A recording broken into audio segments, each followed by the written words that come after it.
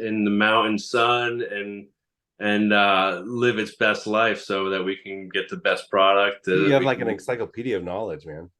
Yeah, it's and I feel like we definitely gained it just directly from the plant itself, We so get calls, so now we get calls like they don't understand. Like a lot of the new people who want to get into the industry, we get calls, right? And all they want are seeds and seeds and seeds. And I'm like, mhm. well, do you know anything about farming? Like, then there's dead silence on the other end. Like, they have no idea how, all they see is the big picture, like the end of the end picture, right? Seeds. I got But there's something to be said for that. So there's the magic. That's the magic of the plant right there. Like, what other plant, what other crop entices someone that they want to That's grow it? true. That's a very You know good what I point. mean? So it's like almost like this plant is calling you back to nature. Like, hey man, grow me. Learn how to put me in some soil and make my roots grow. Yeah, absolutely. Yeah, So they love the challenge. They're gonna do it, yeah. And and then then they find out whether or not if it's their thing. Some people might be surprised, like, wow, I really connect with this whole thing. And or maybe some people are like, oh, I tried that, too complicated. But whatever, go for it. I saw that. And so in your bio here, you're into the Korean natural farming. What is like the Korean natural farming?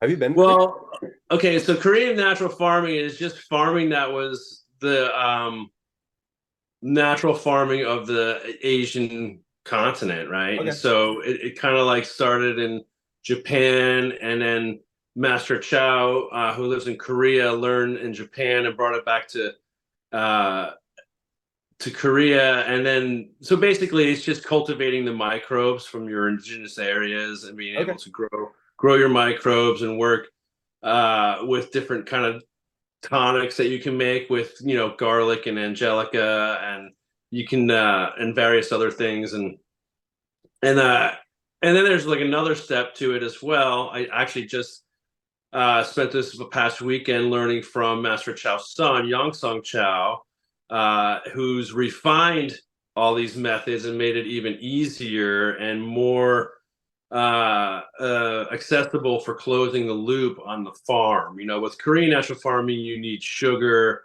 you need rice, and these things in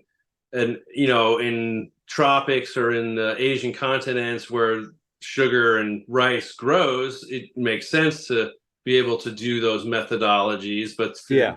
Yeah. really doing it on the farm, I found that Jadam method, the Jadam tech, really allows for taking from my farm with and using everything that's just around me without really having to bring anything from the outside sources, and just go about it in a closed loop fashion. And it's a little bit more different. The methodologies are different, but I kind of use everything as a hybrid. I've learned from different ways, and I kind of like to learn from them all and hybrid them myself. And the plant kind of speaks to me in the sense that I can read the plant to know what it's asking for, and the changes that I have been making have been working really well. I'm getting great response, and I'm getting great end product, Yeah. and the flavor's strong and it stays. And I kind of feel that's part of the longevity of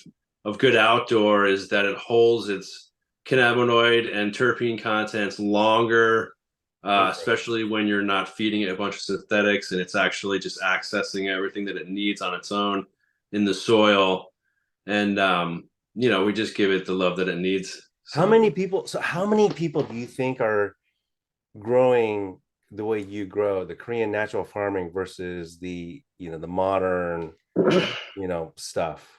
I would say that you'd be surprised that there's probably more than you think, especially the smaller farmers. I Love feel it. like it just makes sense. I mean, there was almost 200 people at this conference this past weekend. It's a That's small little great. That's range great. in Yeah. Sebastopol, and it just was inspiring to see. There's a bunch of cannabis farmers there, and I think people are are just really getting more in tune with the craft of growing on the small farm, you know. Did you say the Grange in Sebastopol?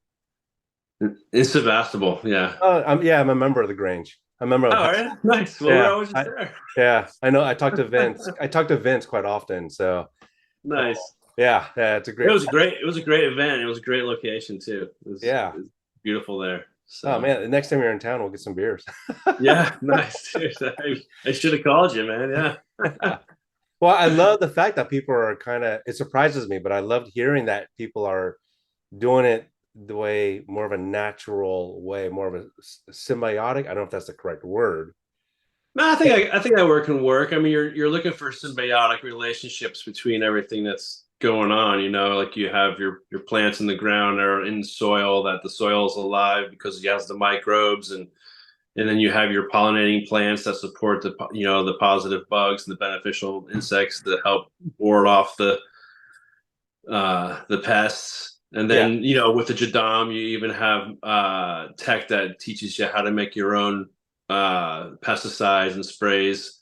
Um, and you can do everything for very inexpensive and very easily. So yeah, so really, I mean, I think it's why the Jadam method is really catching on as well. It's just because it's the ease of it, and with the way the market is and the cost as it is, we have to all be aware of how we're how much we're spending on our grow. So and is it more cost effective doing the Jadam way than the conventional way?